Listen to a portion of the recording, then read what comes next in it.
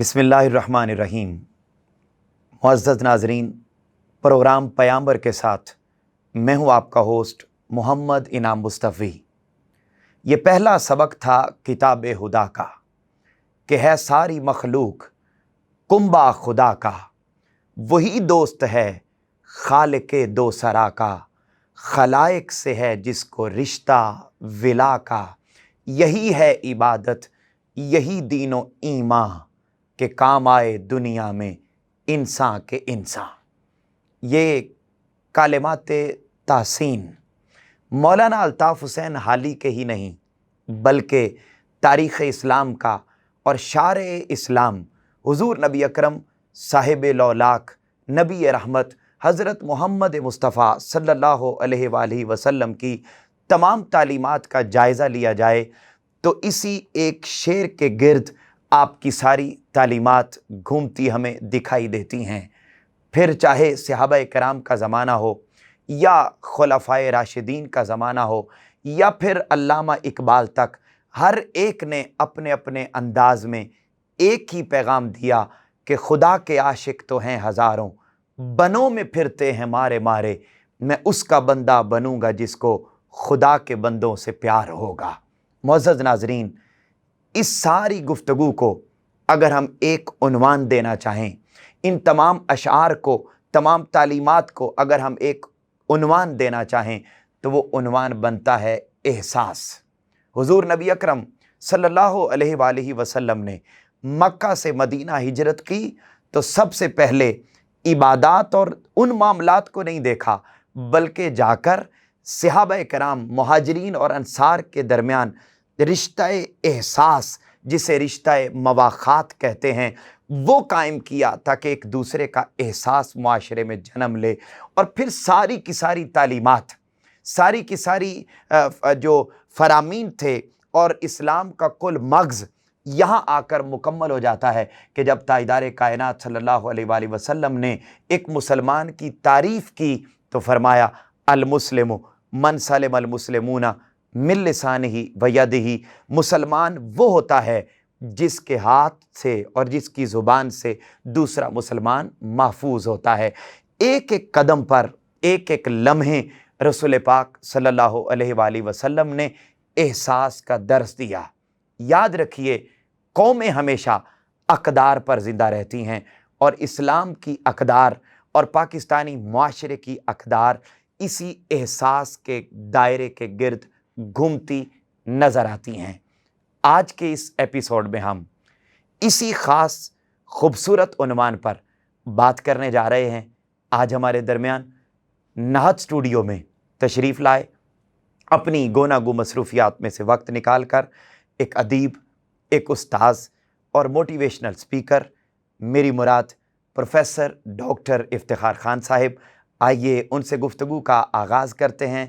Sir अस्सलामु अलैकुम। वालेकुम अस्सलाम। इनाम साहब कैसे हैं? सर आपको एक मरतबा फिर नाहत स्टूडियो में खुश आमदीद। बहुत शुक्रिया, मैं शुक्रगुज़ार हूँ नाहत स्टूडियो की पूरी टीम का, और इसमें हाफिज़ खुबैब और इनकी पूरी टीम और बिलखुसूस आप, इंशाअल्लाह ये सब एक प्रोग्राम जो मिलकर एक सिलसिला शुरू आप लोगों ने किया था, ये आगही का सिलसिला, पैगाम रसानी का ये सिलसिला एक बहुत खूबसूरत सिलसिला है जिस प्लेटफॉर्म को आप लेकर चल रहे हैं।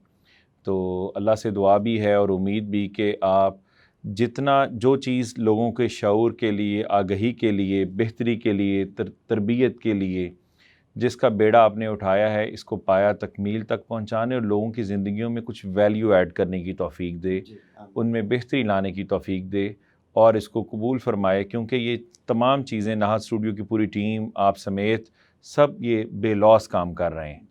तो यही असल में खिदमत खल्क है कि आप इस वक्त काउंसलिंग और तरबियत के एक पहलू को लेकर चल रहे हैं। सर बहुत शुक्रिया, बड़ा आसान इक़दाम है। इन कलिमात तहसीन का सर बहुत शुक्रिया। सर आज हम जिस टॉपिक पर गुफ्तगू करने जा रहे हैं वो है एहसास। आज अगर हम माशरे में देखते हैं तो इसी एहसास की कमी है जिसके बायस रिश्तों की अहमियत नहीं रही। मैं जहाँ आपसे बहुत सारे सवालात करूँगा और नाज़रीन के लिए यकीनी तौर पर ये बात बड़ी अहमियत की हामिल होगी और इसमें आपसे सीखने को हम सबको मिलेगा। वहाँ मैं सबसे पहले ये पूछना चाहूँगा कि बीइंग अ मुस्लिम اور being citizen of Muslim country اگر ہم جائزہ لیتے ہیں تو اسلامی تعلیمات میں احساس کی کیا اہمیت ہے، اور ایک پاکستانی شہری کو یہ جو جذبہ احساس ہے اس کو کس قدر اہمیت دے کر زندگی گزارنی چاہیے؟ انعام صاحب، جو احساس کا ایک موضوع ہے یہ بڑا طویل ہے اس اعتبار سے کہ اس میں سب سے پہلے اگر ہم اپنے ایک رول ماڈل سے اس کا سٹارٹ لیں، جی جی، نبی علیہ الصلوۃ والسلام، ان کی تو اگر دیکھیں پیدائش سے لے کر آخری لمحے تک احساس کا پہلو درد انسانیت نظر آتا ہے، جی جس کی مثال کچھ یوں ہے۔ پہلا احساس جو آپ کو نظر آئے گا اپنے رضائی بھائی کا خیال، جی، جب دودھ پینے کی باری آتی سبحان تو اللہ، پیغمبر علیہ الصلوۃ والسلام کا جو بچپن ہی تھا وہیں سے احساس شروع تھا۔ واہ واہ، سبحان اللہ، اور بہت اسی خوبصورت طرح بات۔ اس سلسلے کو آگے لے کر چلیں تو پیغمبر علیہ الصلوۃ والسلام نے اپنے چچا کے ساتھ اور اسی طرح تجارت کی غرض سے جب جب جانا ہوا لوگوں کے لیے آسانیاں بانٹتے گئے، اور ایک ہی دل میں درد تھا امت کا، امت کا درد، وہ درد جس میں آپ دیکھیں کہ جب آپ کا بیٹا آپ سے جدا ہو رہا ہے اور صدیقہ کائنات حضرت عائشہ صدیقہ رضی اللہ تعالیٰ عنہ جب آپ سے کہتی ہیں کہ آپ دعا کر لیں، ہر نبی کی ایک دعا ہے جو اللہ کبھی رد نہیں کرے گا، تو آپ دعا کر لیں، تو پیغمبر وہ بھی اپنی امت کے احساس میں چھوڑتے ہیں۔ بے شک بے شک، پھر احساس کی بات کرتے ہیں، یہودی کی بیٹی آتی اس پر بھی وہ کملی اتنی کرموں والی جو ہے وہ بھی دے دی جاتی ہے۔ اسی طرح احساس کی بات کرتے ہیں، عید والے دن ایک بچہ چھوٹا سا ملتا ہے جس کے کپڑے گرد آلود ہے اور وہ رو رہا ہے، اس کے ساتھ جو محبت اور پیار کا سلسلہ گھر لے جا کر، وہ بھی ایک احساس کا پہلو ہے۔ اسی طرح احساس کی بات کرتے ہیں تو بلال حبشی کو آزاد کروانا، ان کے جو آقا اور جن کی وہ غلامی میں تھے، امیہ بن خلف سے، تو وہاں سے بھی دیکھیں وہ بھی احساس کا پہلو ہے۔ عثمان غنی رضی اللہ تعالی عنہ کا کنواں خرید کر مسلمانوں کے لیے وقف کرنا، وہ بھی احساس کا پہلو ہے۔ ابو بکر صدیق رضی اللہ تعالی عنہ کا اپنی تنخواہ نہ بڑھانا اور ایک مزدور کے برابر رکھنا، وہ بھی ایک احساس کا پہلو ہے۔ عمر بن خطاب رضی اللہ تعالی عنہ کی بات کرتے ہیں آپ تو راتوں کو لوگوں کی خبر گیری کرنا اور احساس کرنا اور لوگوں کے لیے پریشان ہونا، وہ بھی ایک احساس کا پہلو ہے۔ بہت خوبصورت۔ ابو بکر صدیق کا اس عورت کے گھر کام کاج کرنا، عیادت کرنا، تیمارداری کرنا احساس کا پہلو ہے۔ اسی سلسلے کو عمر بن خطاب رضی اللہ تعالیٰ عنہ کو لے کر آگے چلنا، وہ بھی ایک احساس کا پہلو ہے۔ اسی طرح اگر ہم دنیا میں جب سے یہ دنیا بنی ہے اگر کسی بھی پہلو کو دیکھیں تو احساس کے بغیر یہ معاشرہ یہ پنپ ہی نہیں سکتا، چل ہی نہیں سکتا۔ بے شک۔ تو پیغمبر آخر الزمان سے لے کر ہر دور میں اچھے لوگ رہے ہیں کہ جس میں اگر یہ دیکھیں یہ تو اسلام کی بنیاد تھی نا، بے شمار لوگ ایسے، جس طرح سب سے بڑی ایک عظیم مثال ہمیں ملتی ہے مواخات مدینہ، کیونکہ اس وقت ریاست مدینہ چل رہی ہے ہمارے ہاں بھی، تو وہ ریاست مدینہ کیا تھی کہ اس میں مواخات کا جب سلسلہ آیا کہ ایک انسان کے دو گھر ہیں تو اس نے انصاری نے ایک اپنے بھائی کو دے دیا۔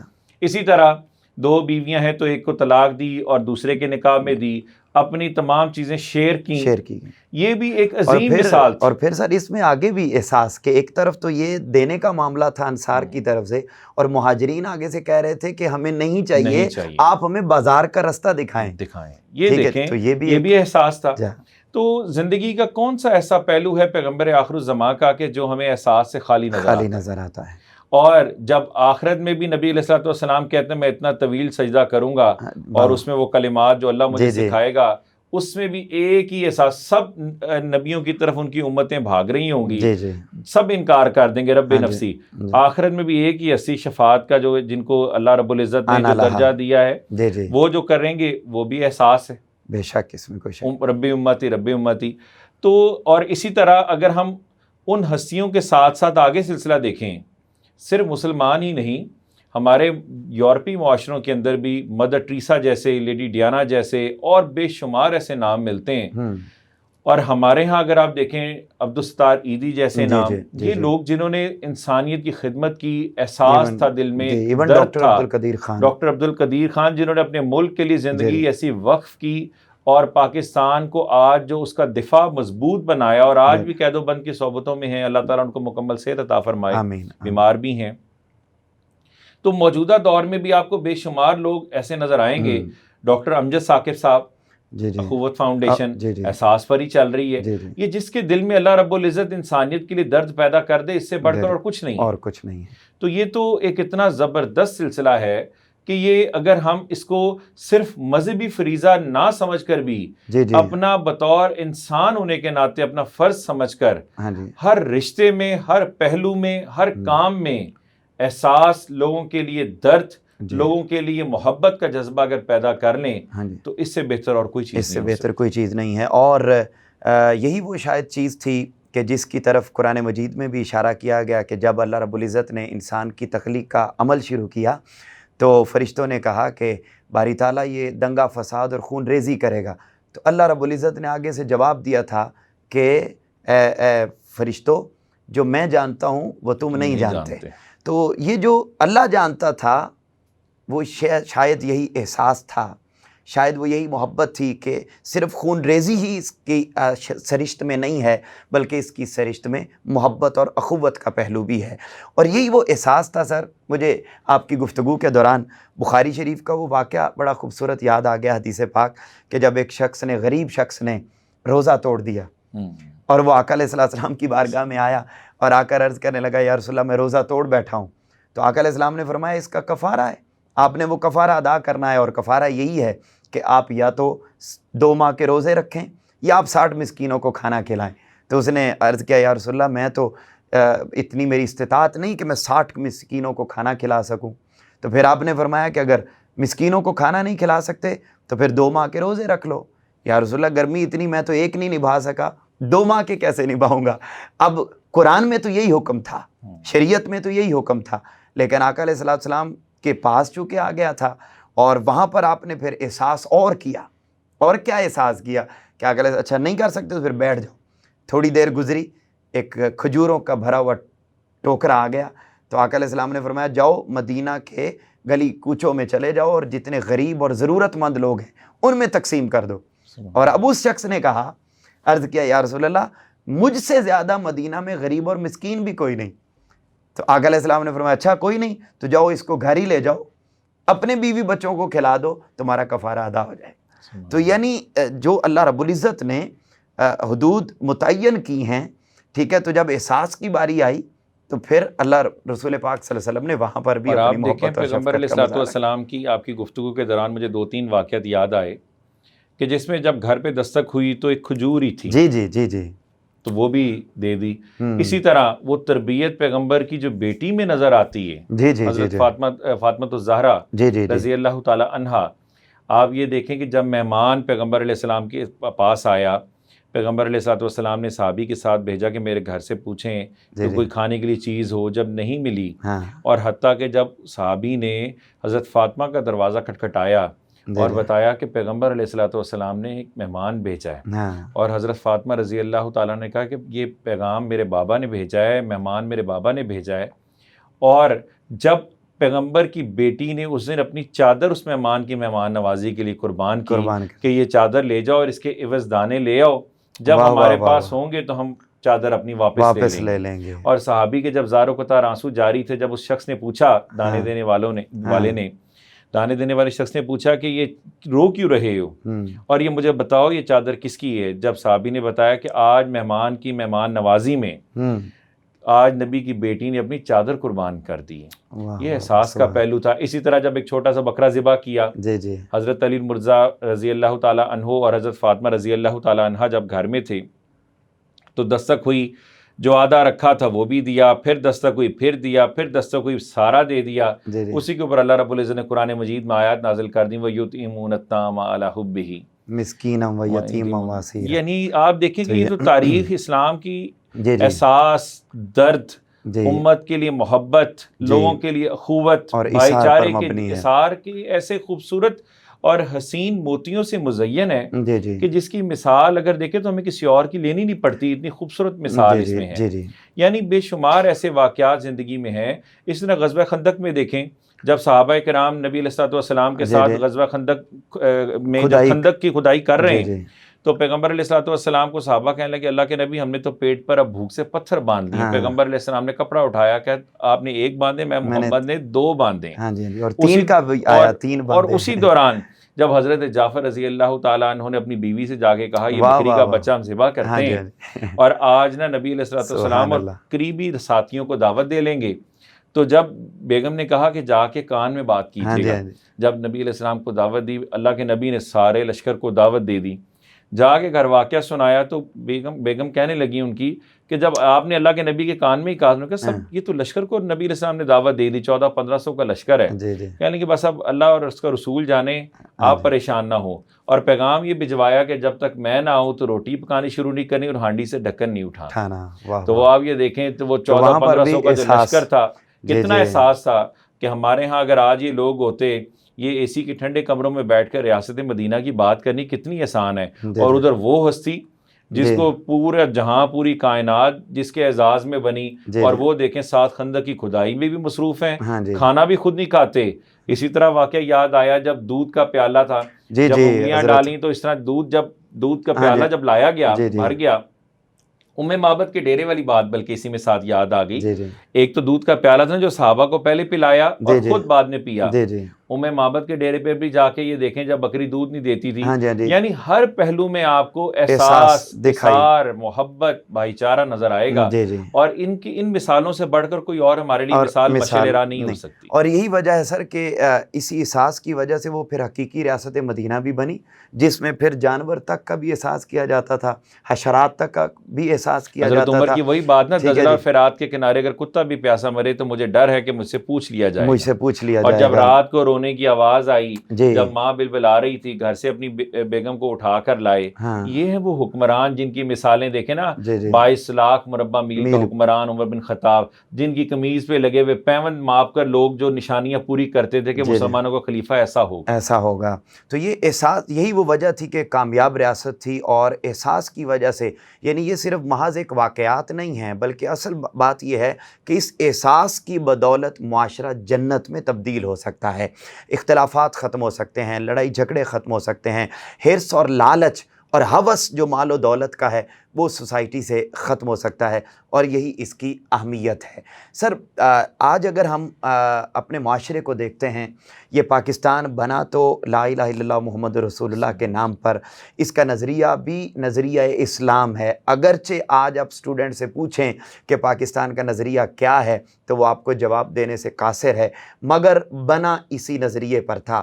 سر سوال یہ ہے کہ آج اگر ہم اپنی خوشی کی تقریبات کو دیکھتے ہیں, بالخصوص سب سے بڑی ایک جو ہماری تقریب آتی ہے خوشی کی, وہ شادی ہے.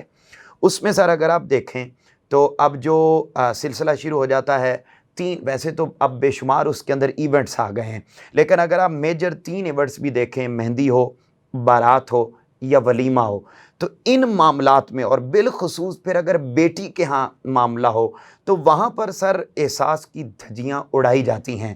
میں چاہوں گا کہ آپ ناظرین کے سامنے ایک تو سر اس منظر نامے کا بھی ذکر کریں کہ دھجیاں کیسے اڑائی جاتی ہیں, اور اس معاملے میں ہمیں کیا کرنا چاہیے وہ ضرور ناظرین کے سامنے رکھیں. یہ آپ نے معاشرے کی اس دکھتی رگ پر ہاتھ رکھا ہے کہ جس میں ہر شخص پریشان بھی ہے اور چھوڑنا بھی نہیں چاہتا. سر یہ اصل چیز ہے اصل چیز یہ ہے کہ جب یہ مانتے ہیں کہ جہیز ایک لعنت ہے, اپنی بیٹی کے لیے تو مانتے ہیں, لیکن جب یہ اپنے بیٹے کو بیانے جب مائیں نکلتی ہیں اور وہی ماں باپ وہ گھر میں جگہ خالی رکھتے ہیں کہ یہاں بہو کا سامان بھی آئے گا. آپ ہمیں یہ روایتی اب جملہ چل پڑا, آپ ہمیں کچھ نہ دیں, لیکن ہمارا جو بارات میں لوگ آئیں گے نا, ہم اس میں آپ کا اچھا خاصا کنڈا کر دیں گے. جو 150-200 لوگ آئے گا نا, اس میں آپ مٹن بنائیے گا, اس میں آپ ہمارے لوگوں کے سامنے ہماری ناک رکھ لیں. یہ سارے مسئلوں میں فساد کی جڑ ایک آپ کی ایگو, ایک ناک ہے, اور جو جھوٹی انا لوگوں کے سامنے ایک جو آپ نے کرائے کے گھر لے کر دکھاوا, اور جو شادی کے اوپر تقریبات میں ایک دوسرے سے بڑھنے کی جو دوڑ ہے نا, کہ جس میں نے فلاں شادی میں میں نے اتنا زیور ڈالا, ایک تو یہ بڑی بری بیماری تھی ہمارے ہاں کہ جو بری کے نام پر لوگ دکھاوا کرتے تھے لڑکی والوں کے گھر جا کر. اب یہ دیہاتوں قصبوں میں تو رہ گیا, شہروں میں بیماری ختم ہو گئی, ورنہ جتنے سوٹ لیے جاتے تھے, جوتے, جتنا زیور, اس کی ویڈیو بناتے تھے, ویڈیو والے کی تشہیر ہوتی تھی. دوسری جو بیماری شادی میں رسومات کے علاوہ بہت بری ہے, نیوندرا جسے بولتے ہیں, سلامی. اب آپ دیکھیں اس دلہا یا دلہن کے ساتھ ایک شخص بیٹھ جاتا تھا, اب وہ نوٹ کرتا تھا کہ انعام, ابھی بھی کافی شہروں میں ہے, انعام صاحب نے اگر 1000 روپیہ دیا, ہم نے ان کے گھر میں 1000 دیا تھا, انہوں نے ہمیں صرف 1000 ہی ہمارا واپس کیا ہے, ان کی 2 شادیوں پہ گئے تھے, ان کی طرف سے 2000 آنا چاہیے تھا. یہ کیلکولیشن باقاعدہ اور اس پہ بعد میں وہ دیکھتے ہیں اور سر لڑائیاں ہوتی ہیں, چیک کرتے ہیں, فون جاتے ہیں کہ آپ نے کم دیے ہیں, ہم نے تو 5000 دیے تھا, آپ نے 2000. کیا آپ پیسہ یہ سود جو نیوندرا دے رہے ہیں کیا یہ اس لیے دے رہے ہیں کہ اس کے عوض آپ نے سود وصول کرنا ہے؟ یہ بالکل خوشی کے موقع کا مطلب یہ ہرگز نہیں ہے کہ میں نے 2000 دیے اور 5. ایک تو پہلی بات تو یہ چیز آپ نے خود مشکل کر دی, اور وہ سر بیسیکلی تھا احساس کے لیے اور محبت اور تحفہ تھا کہ اگلے کے لیے آسانی پیدا کی جائے. آپ نے اس آسانی کو تو مشکل سے مشکل بنا دیا. آپ سوچیں کسی ایک کے گھر میں شادی ہوتی ہے, اس فیملی کے جتنے 100 اگر مہمان یا 200 مہمان اگر انوائٹڈ ہے نا, ہر گھر میں 10-15 ہزار کا سوٹ فی کس تیار ہوتا ہے کہ میں نے ریپیٹ نہیں کرنا. اسپیشلی اس میں پھر کہنا پڑتا ہے ہماری خواتین جو کہتی ہیں میں نے فلاں شادی پہ سوٹ پہن لیا تھا, میں جوتا اپنا ریپیٹ نہیں کر سکتی. اب آپ سوچیں کہ یہ کیسا احساس ہے کہ گھر میں فاقہ کشی کا منظر ہے, برے حالات ہیں, باپ بوڑھا گھر میں پڑا ہے, بھائی جاب لیس ہیں, وسائل نہیں ہیں, لیکن مجھے اپنی برادری کے سامنے ایک سٹیٹس دکھانا ہے, مجھے آج یہ تقریب بہت اچھی کرنی ہے. آپ ہماری مہندی لے کر کیسے آئیں گے, مہندی لاتے وقت آپ کیا کیا چیزیں ساتھ لائیں گے, مہندی کے ایونٹ پر ہی لاکھوں کروڑوں اجاڑ دیا جاتا ہے صرف دکھلاوے کے لیے. ابھی پچھلے دنوں ایک شادی بھی تو ماسٹر ٹائل اور ایک دو اور برانڈ تھا, 2 ان کی باہمی بیٹے اور بیٹی کی ہوئی, جس میں مولانا طارق جمیل صاحب کو خاصی فیم ملی تھی.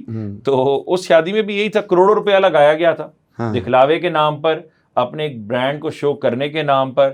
اور سب سے بڑھ کر اسی شادی میں دیکھیں, ایک شادی صرف جس کے گھر میں ہے نا اس کا خرچہ نہیں ہوا, اس نے اگر 200 مہمان 200 فیملیز بلائی ہیں نا, ہر فیملی کم و بیش 40-50 ہزار اپنی ذاتی نمود و نمائش پہ لگا رہی ہے. بہت ویلڈ پوائنٹ. اور اس کے اوپر لگا کر اس کا دگنا خرچہ جو ہے وہ پارلر سے جب خواتین جو صرف منہ دھونے پہ اتر جانا ہے, میک اوور میک اپ وغیرہ, اس پہ لگا کر, پھر اس کے بعد باقاعدہ ناک رکھنے کے لیے سلامی دے کر, آپ فی کس فیملی کی اگر کیلکولیشن میں جائیں نا تو کم و بیش مڈل کلاس فیملی میں بھی 40 سے 50 ہزار منیمم آیا. اب 100 فیملی کو اس سے ضرب دیں, اور جس کے گھر میں شادی ہے اس کو بیٹی اگر بیانی ہے تو وہ بیچارہ جب سے پیدا ہوتی بیٹی, ماں باپ سب کچھ دے سکتے, نصیب نہیں دے سکتے. اسی چیز سے لوگ ڈرتے ہیں بیٹیوں سے. اور بیٹی جب بیانی ہے, ادھر آپ دیکھیں حضرت فاطمہ رضی اللہ تعالیٰ عنہ کی شادی, ویسے ہمیں اہل بیت سے بہت محبت ہے, ماننی نہیں, محبت ہمیں بہت ہے, محبت بہت ہے, لیکن شادیوں میں ہم کروڑوں لاکھوں ہمارے سمیت لوگ لگا دیتے ہیں. آپ یہ دیکھیں ان کی شادی میں کیا سلسلہ تھا.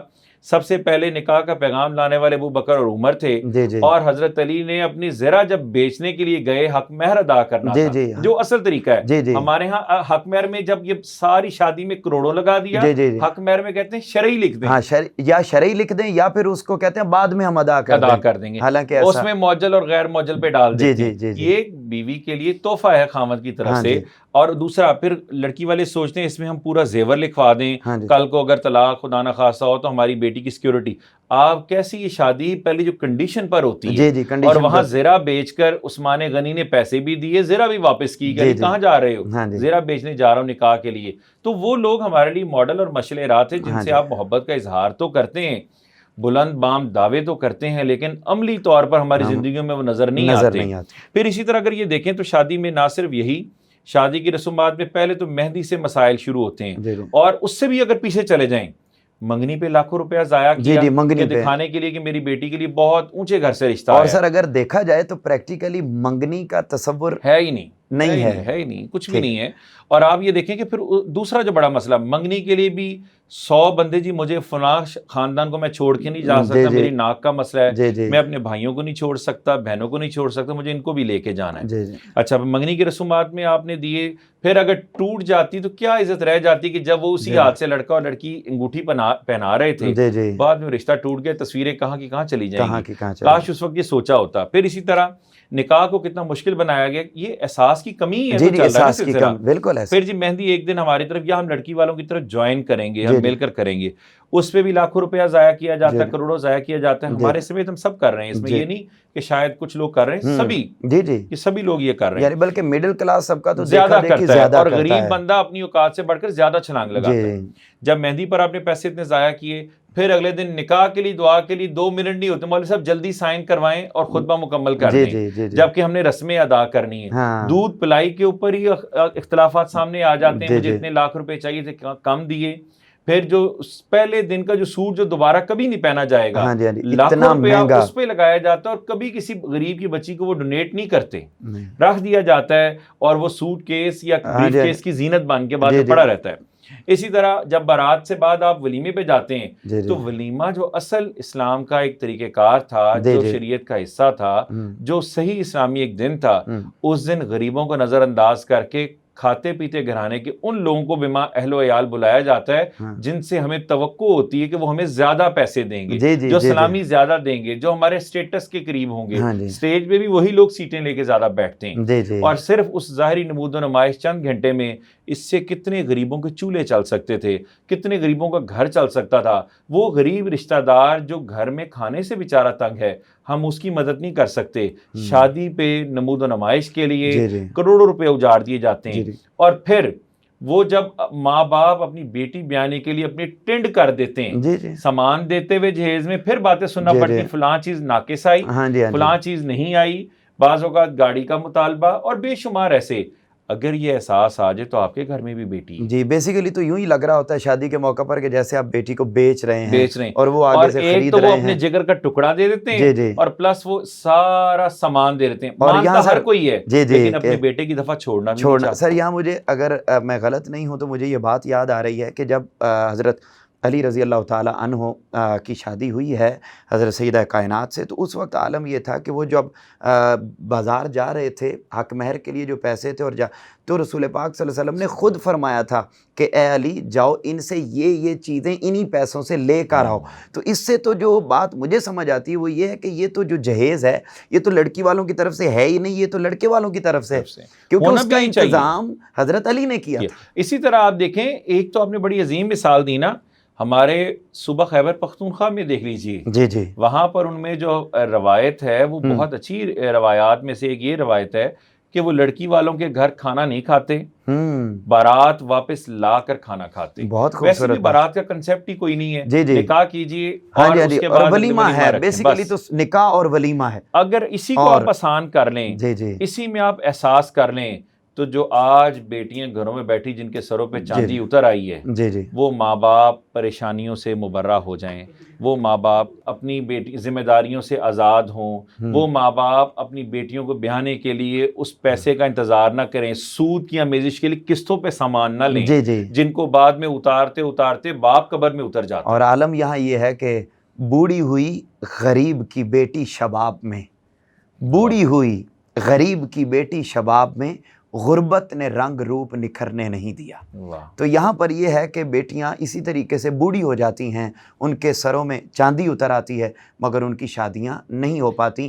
اور انہی غلط رسومات کی وجہ سے, اور دوسروں کا خواہ وہ لڑکی والے ہیں یا لڑکے والے ہیں, احساس نہ کر کے ہم نے جو اسلام میں سب سے آسان چیز وہ نکاح تھی, اس کو سب سے مشکل بنا دیا. اور جو چیز بدکاری سب سے مشکل تھی اس کو نعوذ باللہ اب ہم نے بدقسمتی سے آسان بنا دیا ہے.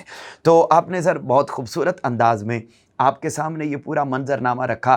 یہ تو سر ایک خوشی کا موقع تھا نا, مگر بدقسمتی سے اب معاشرتی برائیوں میں معزز ناظرین ہم یہ بھی دیکھتے ہیں کہ شادی بیاہ کے معاملات میں تو ہم احساس نہیں کرتے, مگر ایک وقت تھا جب کسی کے ہاں کوئی فوتگی ہو جاتی تھی تو وہاں پر کئی دن اس گھر میں کھانا نہیں بنتا تھا, بلکہ گاؤں میں اس محلے میں کھانا نہیں بنتا تھا, احساس کیا جاتا تھا. مگر اب بدقسمتی سے چونکہ معاشرتی برائیاں ہر اعتبار سے بڑھتی چلی جا رہی ہیں، تو ایک بہت بڑی معاشرتی برائی جس میں احساس کو بالکل اب نہیں دیکھا جاتا، وہ یہ ہے کہ جب کسی کے ہاں کوئی فوتگی ہو جاتی ہے، کسی کی وفات ہو جاتی ہے، تو جتنے اس میں جنازہ پڑھنے کے لیے آتے ہیں، جتنا اس کے بعد دعائے خیر کے لیے آتے ہیں کلخانی میں، اور اس کے بعد دیگر مواقع پر وہ آتے ہیں، تو آ کر ان کی نظر دعا پر کم اور کھانے کے اہتمام پر زیادہ ہوتی ہے، اور ذکر کیا جاتا ہے کہ یہ پکایا گیا تھا، اس طریقے کا کیا گیا تھا، وہ کیا گیا تھا۔ بلکہ پچھلے ہی دنوں میں ہمارے قریبی جاننے والوں میں ایک فوتگی ہوئی، اور وہاں پر ہم نے باقاعدہ اپنی آنکھوں سے یہ سب کچھ منظرنامہ دیکھا۔ سر میرا آپ سے سوال یہ ہے کہ کیا ہم اتنی اخلاقی گراوٹ کا شکار ہو گئے کہ آج کسی کی وفات پر بھی ہم احساس سے عاری ہیں؟ میں چاہوں گا کہ آپ اس منظر نامے کو بھی ناظرین کے سامنے رکھیں، اور اس معاملے میں ہمیں بطور انسان اور بطور مسلمان حقیقت میں کیا کرنا چاہیے؟ انعام صاحب، اس احساس میں اگر یہ دیکھیں تو جب بوڑھے ماں باپ کو پہلے بانٹ دیا جاتا ہے کہ ابو آپ کے پاس اور امی ہمارے پاس، اور ہفتہ ہفتہ یا مختلف ایام میں رہیں گے، ہائے ہائے ہائے زندہ ہے تو مرے کے منہ میں پانی کوئی نہیں ڈالنے والا، جب مر جاتے ہیں تو ہر تو بیٹا مکھن کوشش کرتا ہے کہ چارپائی میرے گھر میں جی آ جائے تاکہ دنیا والے یہ کہیں ہاں اس نے بہت والدہ خدمت کی تھی، آخری دم انہی کے گھر انہی میں کے آیا۔ گھر میں آیا سر۔ یہ ہماری اپنی فیملیز میں دیکھنے کو ملتا ہے، میں دور نہیں جاؤں گا، میں بہت قریبی اپنے ریلیٹیوز میں دیکھا ہے، جی جی فوتیدگی کے بعد سب سے کوشش ہوتی ہے کہ چارپائی ہمارے گھر میں لے آئیں جی جی تاکہ پتہ لگے اس بیٹے نے بہت خدمت کی ہے۔ یہ بھی دکھلاوا احساس کی بات دیکھیں تو جب بندہ بیمار تھا تب اس کو کوئی پیسے نہیں دے رہا، رشتہ دار ہسپتال لے کے جانے کو تیار نہیں، کیونکہ اگر ہم ہسپتال لے کر جائیں گے تو کہیں پیسے ہمیں نہ دینے پڑ جی جائیں۔ جی جی جی اور جب کسی کا باپ چلا گیا، اولاد یتیم ہو گئی، تو اس بچے کے پاس تو پتہ نہیں کل کو کچھ گھر چلانے کے لیے کچھ بچا بھی کہ نہیں بچا، لیکن وہی رشتہ دار، تایا، چچا اور وہ کزن سو کالڈ وہیں کھڑے ہو کر کہتے ہیں جی مولوی صاحب کل کے کل کا اعلان کر دیں، جی جی ہم نے اب مرے کے منہ کو مکھن لگانا ہے، ہم وہی کھاتے پیتے رشتہ دار دوبارہ کل اکٹھے ہوں گے، ہاں وہی عورتیں دوبارہ آئیں گی، اخبارات، سیاسی تبصرے ہوں گے، جی جی اور ہم کھا پی کر ڈکار لگا کے چلے جائیں گے، کیونکہ ان کا تو باپ چلا گیا۔ اب یہ کہیں گے برادری کی خاطر کہ ہم کل نہیں کریں گے، ہم 40واں نہیں کریں گے، ان مجبوروں کو تو کرنا پڑے گا۔ جی جی جی جی ان کا باپ مر جو گیا ہے۔ یتیموں کا مال کھانا جتنی بڑی وعید تھی، کاش یہ سمجھ آ جاتی تو آج مجھے لا یاد ہے، آج تقربوا بھی مال الیتیم۔ بی ایس سی کا ہمارا ایک کلاس فیلو تھا، زیگم اس کا نام تھا، تو اس کے والد کا انتقال ہو گیا، وہ سب سے بڑا تھا، اور گھر میں بھی پلسٹر بھی نہیں ہوا تھا، تو گھر ابھی گرے سٹرکچر بھی مکمل نہیں تھا، تو وہ بیچاروں کے کافی حالات ٹائٹ تھے۔ وہ بی ایس سی میں ہمارے ساتھ پڑھتا تھا، اس کے ابو کا انتقال ہوا، تو مجھے آج بھی یاد ہے کہ رشتہ دار جو بیماری کے وقت تو کوئی نہیں آیا تھا، لیکن میت پہ کھڑے ہو کر جنازے پہ سب سے پہلے گلوں کا اعلان کروایا، اور وہی یتیموں کا مال ہڑپ، اور کچھ عرصے کے بعد دیکھیں تو کوئی رشتہ دار آ کے پوچھتا نہیں کہ رات کا کھانا بھی کھایا یا نہیں کھایا، یہ سارے منہ ملاحظے اس بندے کے ساتھ دفن ہو جاتے ہیں۔ تو جب یہ احساس اگر ہوتا تو پہلا خیال تو یہ تھا نا کہ اگر یہ کرنا ہی تھا، کوئی رسومات ادا کرنی تو اپنی جیب سے کرتے، جی جی بالکل، پھر تو پتہ لگتا کہ آپ کو احساس ہے، آپ یتیموں کا مال ناجائز طریقے سے ہڑپ نہ کرتے۔ پھر دوسری بات، کاش یہ لوگوں کو سمجھ آ جائے، جو بالخصوص ہمارے شہروں میں بیماری ہے، میت دفنا کر ہٹے کٹے کھاتے پیتے لوگ، گلی محلے کے رشتہ دار، عزیز و اقارب واپس آتے ہیں اور باقاعدہ کھانے کے لیے بیٹھ جاتے ہیں۔ شرم آنی چاہیے، وہ کھانا آپ پہ جائز ہی نہیں، وہ صرف اور صرف مسافر جو لوگ ہیں ان کے لیے ہے، جبکہ آپ لوگ بیٹھ کر جو کھانا اس میں باقاعدہ کھاتے ہیں، قورمے کی صورت میں، بریانی کی صورت میں، شرم آنی چاہیے کہ ان کے گھر سے ایک فرد چلا گیا، آپ کو کھانے کی کیسی سوج رہی ہے، بجائے یہاں پر آپ جو ان کو پرسہ دینے آئے ہیں، ان کو کندھا دینے آئے ہیں، یہ نہیں کہ آپ کھانا باقاعدہ کھانے ہیں، گھر والوں کے حلق سے نہیں گزرتا، وہی قریب ترین رشتہ دار، پھپھو، تایا، چچا، خالہ، ماموں، وہی باہر بیٹھے کھانا بھی کھاتے ہیں، سیاسی گفتگو بھی ہوتی ہے، وجہ کیا ہے؟ احساس مر گئے۔ سر اب اس سے بھی آگے جو بات سمجھ میں آتی ہے نا سر، کہ یہ تو ایک پہلے نمبر پہ تو کھانا ہی نہیں چاہیے، بنتا ہی نہیں، کیونکہ آپ تو اس کی جو ہے وہ غم گساری کے لیے اور اس کو احساس کے لیے آپ آئیں۔ اب سر ہوتا ہے یہ کھانے میں باقاعدہ بات کی جاتی ہے کہ انہوں نے اپنے باپ مرا تھا یا ان کا رشتہ دار فوت ہوا تھا، صرف چنے والے چاول بنائے تھے، صرف یہ۔ اچھا پھر سر اس کے لیے اب اہتمام شروع ہو گئے، اب وہ جو ایک دعا ہونی تھی وہ اب شادی ہالز میں کنورٹ ہو گئی، اور 40ویں کے لیے سر میں نے باقاعدہ اپنے کانوں سے سنا اور اپنے آنکھوں سے دیکھا، خواتین باقاعدہ اہتمام کے ساتھ کپڑے نئے سلوا کے 40ویں پر جاتی ہیں سر۔ میں آپ یہ مثال دے رہے ہیں کہ ہمارے رشتہ داروں میں ایک ہماری پھپھو ساس ہیں، وہ جو بھی تہوار آتا ہے نا، یہ میں آپ کی مثال دے رہا ہوں، وہ اس تہوار کے مطابق یا کوئی بندہ بیمار ہوتا ہے پہلے سے کپڑے سلواتی ہیں اور اس کے ساتھ میچنگ جیولری جوتا پہلے تیار کرتی ہیں کہ اب فلاں جگہ پر خدا نخواستہ موت واقع ہوگی تو میں نے یہ پورا یہ جو سارا سیٹ ہر چیز پہن کے جانی ہے۔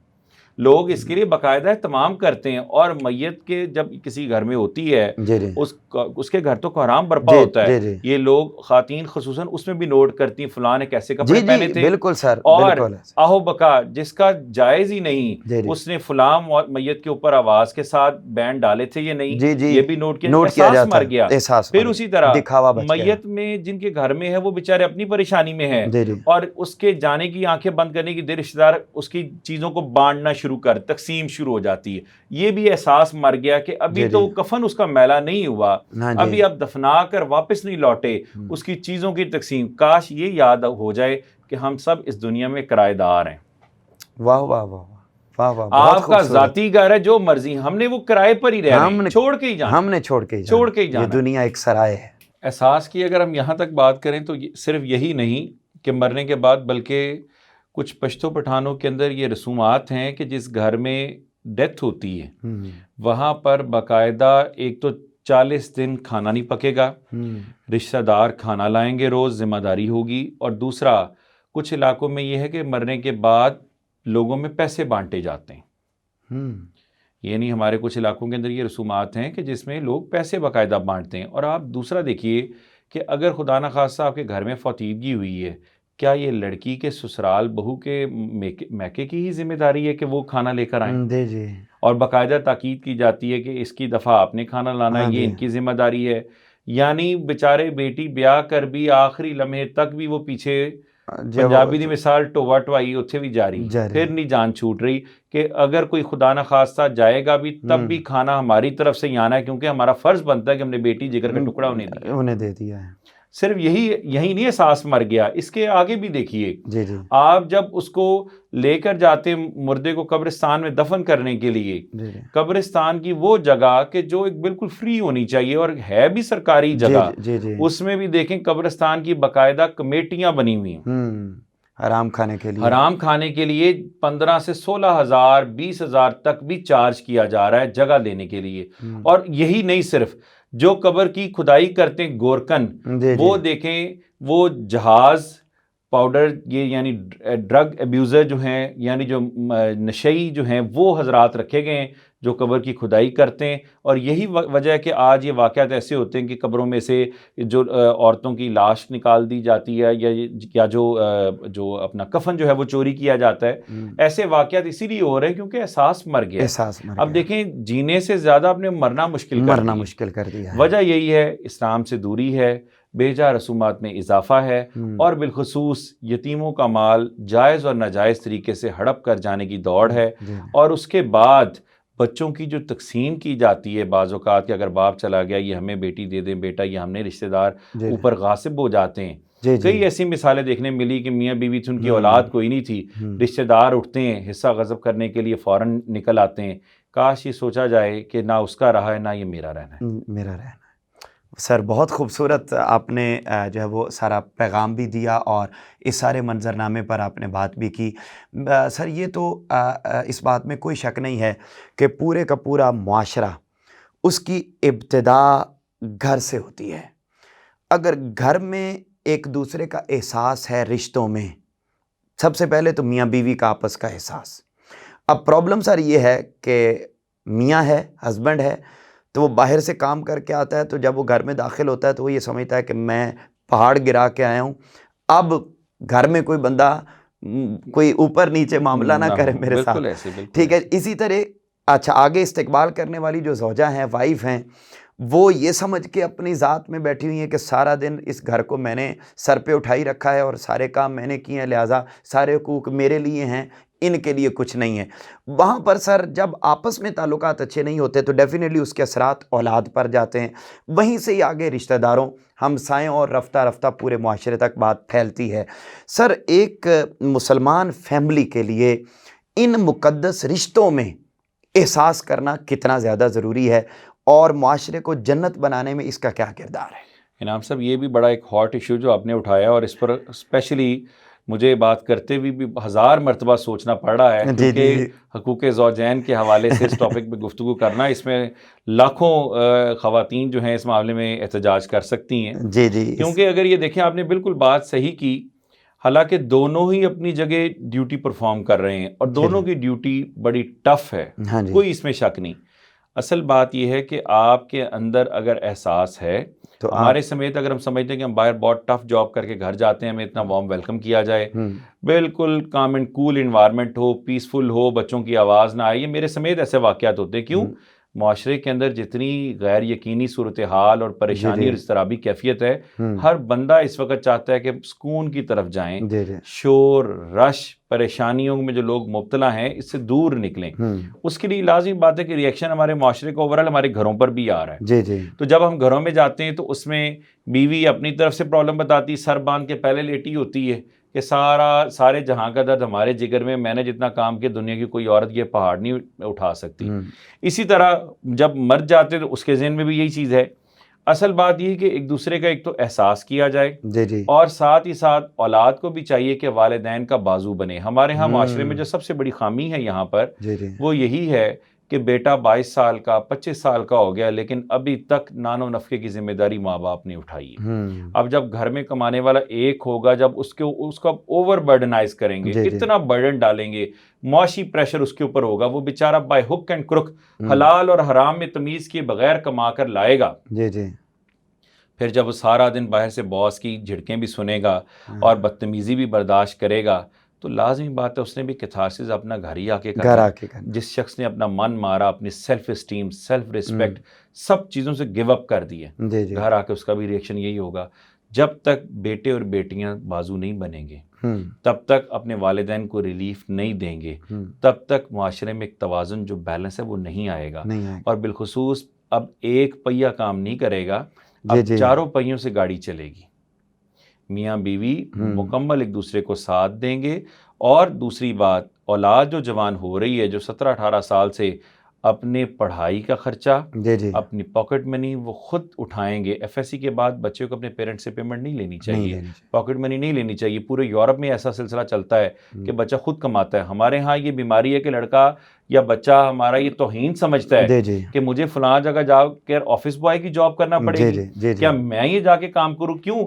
وہ میں جو تھی وہ باپ ہی نے گھر میں ڈالی کہ تم سیٹھ عابد کی اولاد ہو، تمہیں کوئی کام نہیں کرنا، پڑھانے والا استاد تمہارا ملازم ہے، ہم نے تمہاری فیسیں دے دی ہیں، تم پڑھو یا نہ پڑھو، اب ذمہ داری تمہیں ملازم بھی گھر پڑھانے آ رہا تھا، نوکر چاکر گھر میں تمہارے پیچھے ہیں، اب قبر کی دیوار تک تمہارا باپ بھی تمہارا خرچہ اٹھائے گا، تمہیں کچھ نہیں کرنا۔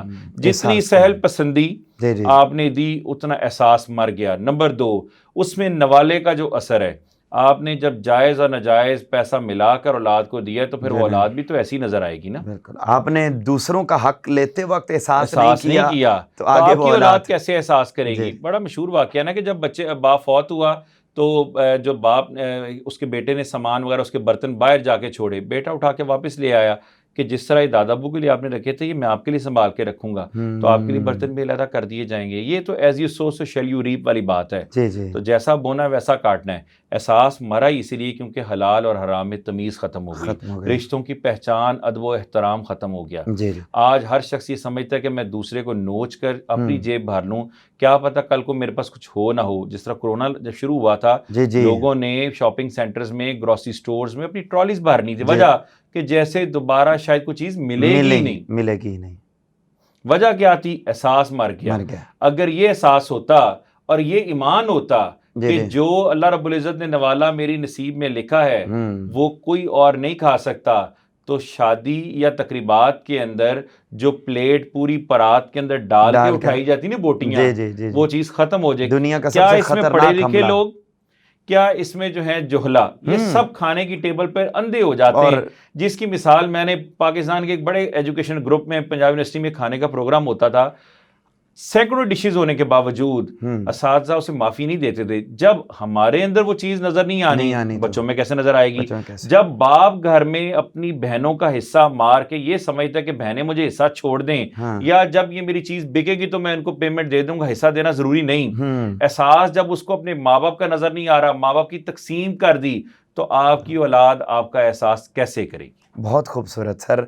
بلکہ سر یہاں میں ایک اور سوال بھی آپ کے سامنے رکھنا چاہوں گا کہ جیسے ہم دیکھتے ہیں کہ آپ موٹر بائک لے کر یا گاڑی لے کر، ویسے تو زیادہ اگزامپل یہ موٹر بائک پہ زیادہ سوٹ کرتی ہے کہ آپ آ رہے ہیں ٹھوکر سے نہر کے اوپر اور آپ کا رستے میں پیٹرول ختم ہو گیا.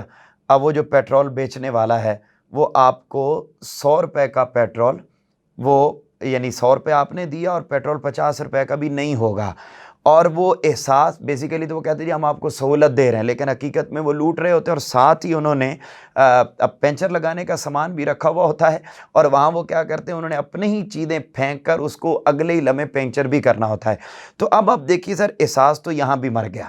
احساس تو آپ بازار میں چلے گئے تو ہر دکاندار نے اسپیشلی اس حکومت میں اور ان دنوں میں، اور بالخصوص میں آپ کی بات کاٹو، رمضان میں جتنا احساس مرتا ہے نا پاکستان میں، تو کسی کسی نان مسلم ملک میں بھی نہیں مرتا. تو سر ہر دکاندار نے ایک ہی چیز کا اپنا اپنا ریٹ لگا رکھا ہے. جہاں یہ ساری مثالیں نظر آتی ہیں وہاں پر تعلیم ایک بڑا مقدس شعبہ ہے، مقدس پیشہ ہے، مگر اس مقدس پیشے میں بھی ہمیں اساتذہ کے روپ میں بھی اور پھر آگے اسٹوڈنٹس کے روپ میں بھی، یعنی اساتذہ اسٹوڈنٹس کا احساس نہیں کرتے نظر آتے، اسٹوڈنٹ اساتذہ کا احساس کرتے نظر نہیں آتے، ایون ادارے کی مینجمنٹ وہ اپنی ٹیم کا احساس کرتے نظر نہیں آتی. اور صرف یہ نہیں بلکہ وہ جو ٹیم ہے اس کو جو ذمہ داریاں دی جاتی ہیں وہ بھی پراپر طریقے سے پرفارم کرتے نظر نہیں آتی. تو یہ ایک چین ہے، وہ خواہ کوئی بزنس کا آفس ہو، وہ خواہ کوئی تجارت کا ہو، وہ کوئی تعلیمی ادارہ ہو، تو اوور آل ہر شعبے میں ہم انحطاط کا اور زوال کا شکار ہیں. کیا کہیں گے ساری سچویشن پر؟ اس میں اگر ہم اپنے شعبہ تدریس کو ہی دیکھیں، جی جب ہمیں یہ احساس نہیں ہوگا یہ بچے ہمارا ایسٹس، ہمارے آنے والا کل، اور کل کو میری اولاد بھی ایسے کسی جگہ پڑھنے بیٹھے گی، اگر وہ بھی استاد لیکچر کا ٹائم ادھر ادھر کی باتوں میں شغل میلے میں گزار دے گا تو کل کو میری اولاد بھی پٹری سے اتر جائے گی. بہت خوبصورت. یہاں بھی احساس مر گیا.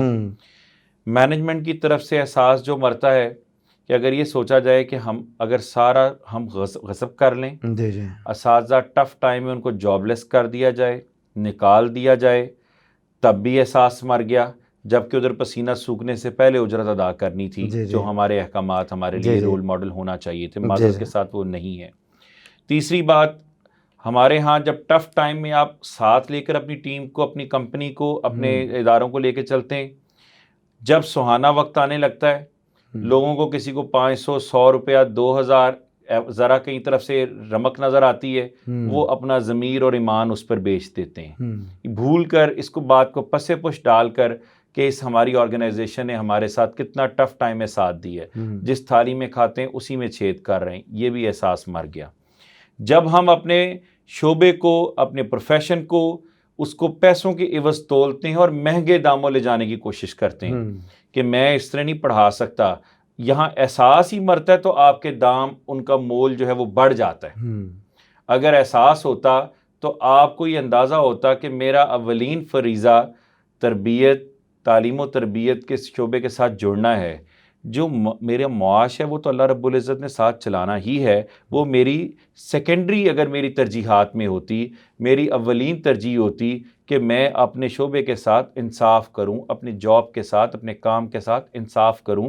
اور یہ احساس ہی ہے کہ جس آرگنائزیشن میں ہم کام کر رہے ہیں، ہم وہاں پر اگر یوٹیلیٹیز چیزیں استعمال کرتے ہیں، لائٹ، فین، اے سی، جب نکلیں تو اس کو احساس ذمہ داری سے بند کریں. اس کی چیز اگر کوئی بریکیج ہوتی ہے اس کو اپنا سمجھ کے استعمال کریں. جب یہ ہر انسان ہر شعبہ زندگی میں احساس کا پہلو لے آئے گا.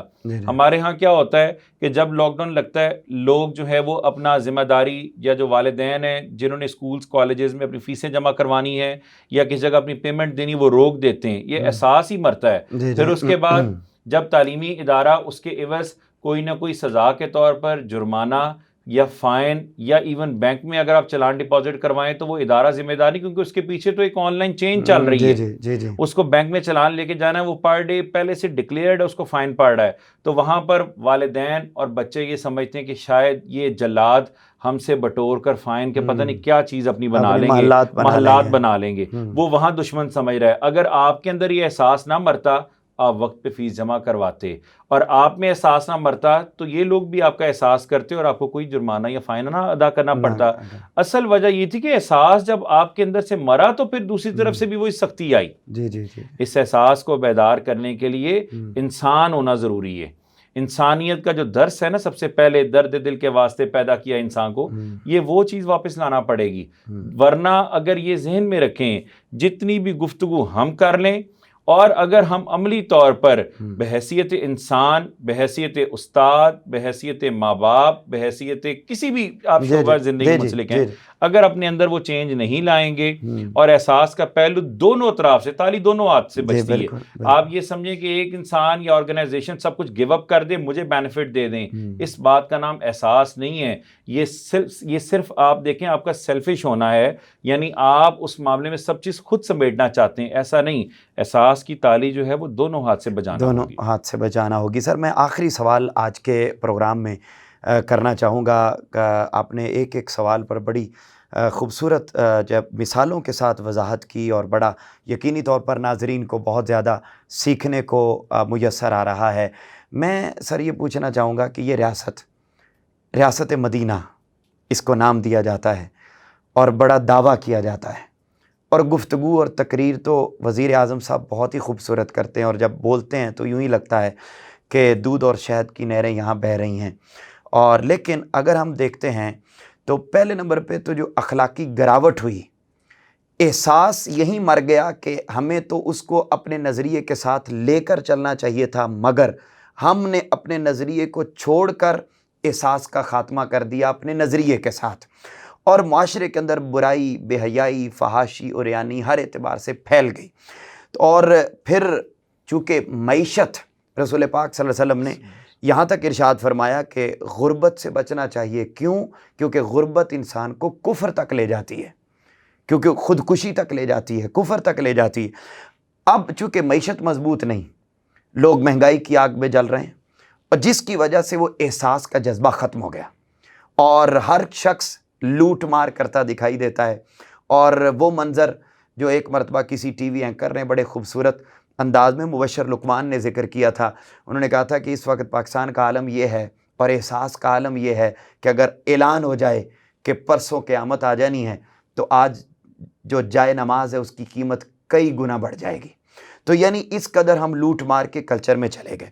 سر سوال یہ ہے کہ اس سارے تناظر میں ریاست مدینہ کا دعویٰ کرنے والی حکومت کو آپ کیا پیغام دیتے ہیں؟ اس میں سب سے پہلی چیز یہ ہے کہ آپ نے تو قیامت کا اعلان کیا نا، اس کو تو بہت دور آپ دیکھیں. سب سے پہلی چیز جو ہر سال ہم دیکھتے ہیں، رمضان کا چاند نظر آتا ہے، جی ادھر مہنگائی کا طوفان نظر آتا ہے. ہر چیز ان کو پتہ ہے کہ اس دوران پھل کی ضرورت زیادہ پڑے گی. کھجوریں، ان کی قیمتیں 100 گنا مہنگی کر دی جاتی ہیں، اور کوئی پرائس کنٹرول مینجمنٹ نہیں ہے. جبکہ اس کو کنٹرول کرنا اور جتنا منافع جائز لینے کی ذمہ داری ریاست کی ہوتی ہے. جی بالکل. آپ ریاست مدینہ کا صرف لفظ استعمال کرتے ہیں، نظر نہیں آتی. جی. دوسری بات، ریاست مدینہ میں اگر احساس کی بات کریں وہ ایسے مر گیا، ثانیہ ساہیوال کا کیا بنا؟ اور ریاست مدینہ کی بات کریں، جو کتنی معصوم کلیاں اب تک مرجھائی جا چکی، کہاں گیا احساس؟ وزیر اعظم تو آج تک آپ کے کسی ایسے گھر میں تعزیت کے لیے نہیں جا سکے، حتیٰ کہ آپ کا وزیر اعلیٰ جو ایک ڈمی شخصیت ہے وہ کبھی نہیں گیا. شہباز شریف سے لاکھ آپ لوگوں کو اختلاف ہمیں ہو سکتا ہے، خامیاں ہو سکتی ہیں ان لوگوں کی، بلکہ دنیا داروں کی مثال چھوڑیے، آپ اپنی ہسٹری میں نظر دوڑائیں کہ بڑھیا کی عیادت، تیمارداری کے لیے عمر بن خطاب جاتے ہیں کہ ابو بکر جایا کرتے تھے. جی بالکل. تو آپ یہ دیکھیں، وہ تھی ریاست مدینہ جس کا تصور احساس پر تھا. آج اس احساس کی بات کرتے ہیں کہ آپ دیکھیں کہ لوگ خودکشی کر رہے ہیں غربت سے. آپ نے بنیادی ضروریات زندگی اتنی مہنگی کر دیں، آپ کا جی ڈی پی 4 پہ جائے، 6 پہ جائے، 3 پہ جائے، ایک عام آدمی کو کیا فرق پڑتا ہے؟ کیا فرق پڑتا ہے؟ وہ جب تک اس زبانی کے جمع خرچ کے دعوے اب جتنے مرضی کریں، جی جی بنیادی ضروریات آٹا، دالیں، گھی، چینی اور پیٹرول، یہ سبسیڈائز حکومت کو اس پہ کرنا چاہیے، سبسڈی دینی چاہیے، جی جی تاکہ اس میں غریب اور امیر کی ضروریات یہ ہیں. یوٹیلیٹی سٹورز اگر کبھی کچھ سبسیڈائز چیزیں ملتی تھی وہ آپ نے ویران کر دی، اس پہ بھی قیمتیں آسمان سے باتیں کر رہی ہیں. جی پھر اسی طرح قانون کا راج اس وقت آپ کو نظر نہیں آتا. آپ نے 6 سے 7 آئی جیز بدل دیے، چیف سیکرٹریز بدل دیے. یہ صرف سیٹیں یا مہرے بدلنے سے نہیں ہوگا. یہ احساس ریاست مدینہ کی طرز پہ لانے کا یہ ہے کہ غریبوں کو سستے داموں چیزیں واقعی دینا ہوگی. جبکہ احساس ریاست مدینہ میں یہ نظر آتا ہے، سہولت بازاروں میں چینی کے لیے لمبی قطاریں، اور وہ بھی 1 کلو ملتی ہے، گھنٹوں لوگ ذلیل اپنی عزت قربان کر کے چینی لیتے ہیں. اور وہ یہ ریاست مدینہ ہے، اور وہ کسی کام کی نہیں ہے. یعنی جہاں پر دوسرا برادہ جیسے اس میں شامل کیا گیا، اس میں میٹھا سوڈا جیسے شامل کیا گیا، اس چینی کا یہ حال ہے. جو پھل لائنوں میں لگ کے لوگ بیچارے 10 روپے سستا لینے کے لیے غریب آدمی رمضان میں کوشش کرتا ہے، وہ پھل سی اور ڈی کیٹیگری کا گلا سڑا اتنا گھٹیا ہوتا ہے کہ کوئی بھی ایک اچھا شخص، کوئی بھی شخص اپنی اولاد کو ایسا پھل کھلانا پسند نہیں کرتا. یہ احساس ہے ریاست مدینہ کا. یہاں کوئی قتل کر جائے، اس کا اتنا لمبا کیس طوالت اختیار کر جاتا ہے. یہ احساس ہے ریاست مدینہ کا. یہاں جو جرائم پیشہ افراد جن پہ جرم ثابت ہو جائیں وہ بیلوں پر دندناتے پھرتے ہیں. یہ احساس ہے ریاست مدینہ کا. یہاں جو لوگ کروڑوں لاکھوں کے آپ کے بقول ڈاکے ڈال چکے ہیں، حکمران رہتے ہوئے یہاں چیزیں غصب کر چکے ہیں، آپ ہی ان لوگوں کو میڈیکل بنیادوں پر باہر بھی بھجواتے ہیں. یہ احساس ہے ریاست مدینہ کا. اور بعد میں پھر ہر جگہ پہ اعلان یہی کرنا ہے، میں این آر او نہیں دوں گا. تو گیا کس کے سائن پہ تھا؟ آپ سب سے پہلے دیکھیں، آپ کے دائیں اور بائیں چینی شوگر مافیا جسے آپ بولتے ہیں وہ بیٹھا ہے. یہ احساس ہے ریاست مدینہ کا. پہلے تو اپنی صفوں میں ڈنڈا پھیرنا ہوگا. سر بہت خوبصورت انداز میں سر نے پیغام بھی دیا اور ذکر کیا کہ اس وقت ریاست مدینہ کا نام تو لیا جاتا ہے، مگر ریاست مدینہ میں جو حقیقی احساس پایا جاتا تھا وہ کہیں پر بھی ہمیں دکھائی نہیں دیتا. ہر طبقہ انسانی، رسول پاک صلی اللہ علیہ وسلم کی حدیث پاک پر بات کو ختم کر دیتا ہوں، اور سر کے شکریہ کے ساتھ کہ انہوں نے وقت نکالا اور بہت ہی خوبصورت انداز میں جہاں انہوں نے پورا منظرنامہ ہم سب کے سامنے رکھا، وہیں پر ہمیں ساتھ ساتھ پیغام بھی دیتے گئے کہ جب تک یہ احساس پیدا نہیں ہوتا، یہ محبت اور اخوت کا جذبہ ہمارے دل کے اندر پیدا نہیں ہوتا، اس وقت تک کبھی بھی ہم پاکستان کو حقیقی پاکستان نہیں بنا سکتے. رسول پاک صلی اللہ علیہ وسلم کی ایک حدیث پاک جو بڑی خوبصورت ہے، آپ نے ارشاد فرمایا قیامت کا دن ہوگا، اللہ رب العزت ایک شخص سے پوچھے گا، اللہ رب العزت کہ اے فلاں شخص، میں بیمار ہوا تھا، تو میری تیمارداری کرنے کے لیے نہیں آیا. میں بھوکا تھا، تو نے مجھے کھانا نہیں کھلایا. وہ بندہ عرض کرے گا باری تعالیٰ تو رب العالمین ہے، اور تو بیمار کیسے ہو سکتا ہے، تو بھوکا کیسے ہو سکتا ہے؟ تو اللہ رب العزت اس بندے سے فرمائیں گے کہ اے بندے، وہ فلاں شخص جو تیرے محلے میں رہتا تھا، وہ تمہیں یاد ہے بیمار ہوا تھا، تو اس کی تیمارداری کرنے کے لیے نہیں گیا تھا، تو نے اس کا احساس نہیں کیا تھا. اگر تو اس کی تیمارداری کے لیے جاتا تو یقیناً وہاں تو مجھے پاتا.